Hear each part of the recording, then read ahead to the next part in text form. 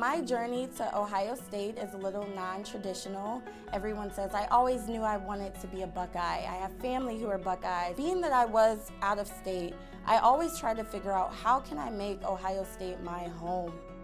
I knew that involvement was one of the pathways I could develop my own niche in such a big university, and I could kind of learn about myself.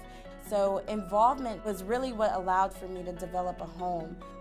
I had a meeting with the Vice President of Strategic Enrollment, and we talked about increasing minority enrollment, and he recommended me to be a diversity ambassador. And from there, I became president of my student org, the NAACP. Be unapologetic. If there's something you want to advocate for, if there's something you feel that is truth to your experience or others' experience for, be that platform, be that voice. People will listen if you have something to say. I knew I found a home at The Ohio State University simply by walking to class.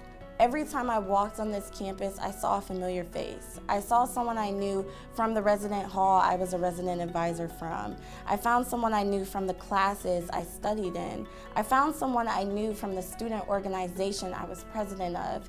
I found people I knew from all the things that made me meet on this university. Just walking, they would remind me of the things I accomplished.